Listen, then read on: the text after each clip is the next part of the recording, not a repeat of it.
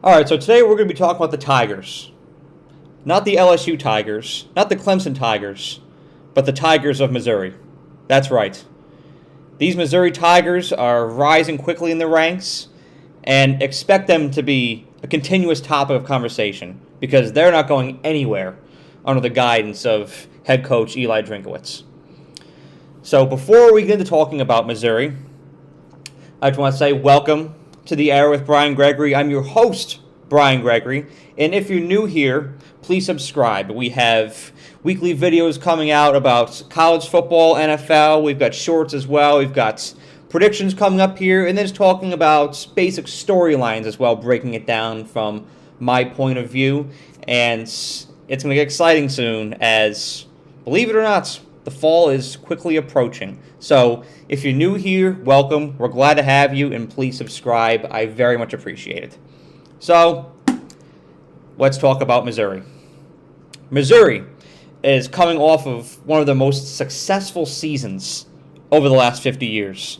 They went 11-2 and beat Ohio State right here in beautiful Dallas, Texas, back in December. And I know the bowl games were weird this year. That was another strange game where there were just not a lot of starters playing, but they still got the job done. They still hoisted that Cotton Bowl trophy at the end of the day, and they won 11 games, which has been that result has been scarce for Missouri over these past 5 years. So, huge milestone for Eli Drinkowitz and company. It really set the standard for what the program is capable of. And there were 3 games last year where I really saw the potential of this team. And believe it or not, 2 of them were losses. The game against LSU, that absolute shootout. That one of the I think most underrated games last year, LSU and Missouri. The way that Missouri battled with an absolute offensive juggernaut like LSU, they went toe for toe to them until the final minutes of the fourth quarter. And I was very impressed by that because LSU could outscore almost anybody last year. And then, of course, going to Athens, Georgia, and coming very close to beating Georgia. I remember I was in the press box at Bryant-Denny Stadium leading up to the Alabama-LSU game. And we had CBS on watching that game leading up to ours. And I'm talking with all my cohorts around me, and I'm like, man, Missouri may actually do this. I'm like, who is this Missouri team? Like, I haven't seen this in a while. Just the way they were battling was amazing. Granted, they lost both of those games, but they lost both those games in the final minutes, and it was because of misexecution, which is new when you're a growing and blossoming team. You're going to have those growing pains, and there's lessons embedded in those losses. But the real gold is that Missouri battled, they learned something out of it, and now it's up to them this year to make something of it. That third game that I was most impressed by was, of course, when they hosted Tennessee. And Missouri absolutely obliterated Tennessee in this game. It wasn't even close. That was when you really saw the potential of this team. Like, they're something special. And then going on and beating Ohio State in the Cotton Bowl, it was a season to remember for Missouri. And a little more background on 2023 before we get into 2024. Missouri was picked to finish 13th in the SEC. Nobody was expecting this team to amount to anything. And I'll include myself in that crowd. I'll hold myself accountable. I didn't expect the Missouri Tigers to do anything last year. And they took us all by surprise. And Eli Drinkowitz used that lack of exposure and the doubt that was fueled by the general public to fuel this team and create the something to prove mantra. And that mantra drove this team every week. And they battled. And they were cohesive. And when nobody believed in them, they believed in each other. And it was special. But now the challenge becomes, last year, nobody expected anything out of Missouri, and they did what they did. Now, people expect something out of the Tigers of Missouri. And the question is, will they be able to deliver? Will they be able to live up to this pressure that they haven't had since 2014? This is new. Well, when you break this team down, Missouri has a high probability of being able to run this back on paper. They have all the resources they could possibly need.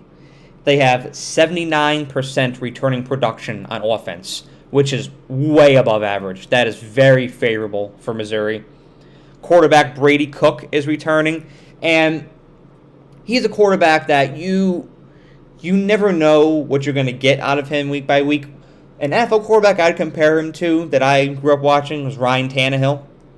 There's some days where he's going to go out and he's going to absolutely light up the stat board. Those high volume days when he's throwing like 40 times, he's going to put up 350 yards. Then he'll also throw 2 picks as well. So with a large sample size, he'll do good things, but then he'll make mistakes as well. But Brady Cook, on average, is going to do enough to secure Missouri wins. Just like Ryan Tannehill, a lot of times would do enough to give the Dolphins or to give the Titans wins. Was it perfect all the time? Was it refined all the time? No. But he did what it took to win, and he was a great leader in the process. Brady Cook is made of the same fabric. Most importantly, you're pairing Brady Cook with Luther Burden III, Missouri's star receiver who's returning this year. And Luther Burden III is expected by many analysts to be a first-round draft pick next year at this time. The guy is an absolute star, an absolute stud. I'll make a comparison. In Texas last year, we have Quinn Ewers returning, and he's being paired with Xavier Worthy, a star receiver. You have that chemistry that's already there. Your offense is already that much further ahead than so many others. You already have a quarterback and a star receiver, and they have chemistry. That is the recipe to a successful offense in both college and the NFL. Missouri has a huge advantage over other opponents in that category. You also have wide receiver Theo Wees Jr. returning, and he was starting to get his feet under him last year, so it'll be amazing to see how he can produce this year. As far as running back goes, Missouri used the transfer portal to get running back Marcus Carroll from Georgia State, so it's really interesting with 79% returning production coming back on offense and using the transfer portal a little bit to see how this is all going to gel together. I'm excited to see this Missouri offense. I think it can be electrifying at times this year. Defensively, though, there's a lot less certainty for Missouri than on the offensive side of the ball. For defense, you only have 58% returning production, and you have to mix that with Missouri hiring a new defensive coordinator this year, and Corey Batoon. You've got a new DC and not as many guys returning. So it's a little bit more of an uphill climb for Missouri's defense. However, you can't count it out yet because you just don't really know how it's going to congenialize together. Corey Batoon could really rally those troops. He could really understand how to put each of those players in the best position to succeed, and you could see his defense perform surprisingly well. But it could also be, an absolute mess, an absolute dumpster fire too. You just don't really know. There's a lot of question marks. There's a lot of mystery. 58% is not really high for returning production, but don't count it out. That's just the one component of Missouri's team that isn't exactly a certainty going into 2024. Whenever I talk about a team's outlook, I'm going to end with this. I like to talk about their schedule. Missouri's schedule is very favorable this year. Their biggest challenge is when they go to Tuscaloosa for Alabama's homecoming on October 26th. That's a challenge. I'm not entirely sure if Missouri's going to win that game. It's very tough to win in Bryant-Denny. I watched it for 3 years straight. And my 3 years at Alabama, I only saw one team come in to Tuscaloosa and get a win, and that was Texas last year, and they were in the Final Four. But the Tigers, they get to host the Tigers of Auburn at home. They get to host Oklahoma. They get to host Vanderbilt, and they get to host Boston College for the second year of that home that they've been playing against Boston College in. And on the road, this one's interesting. This is an interesting list.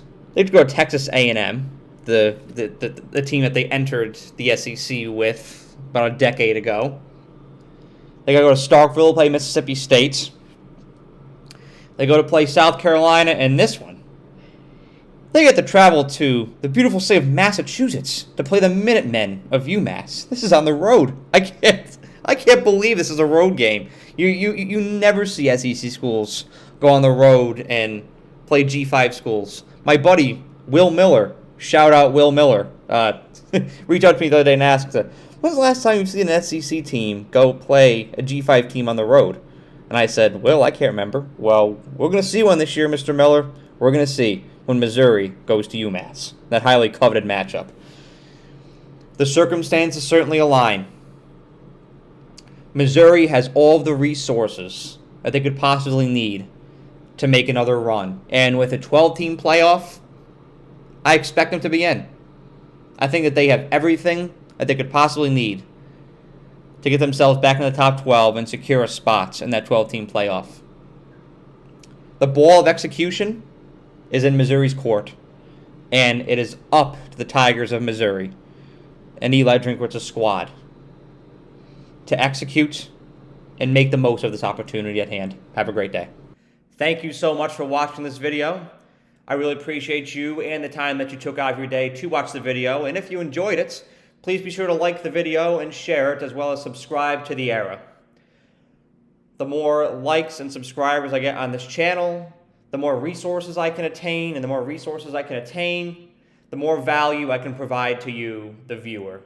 And that is how I show my appreciation for you for the time that you devote to watching my videos. So thank you so much, and have a great day.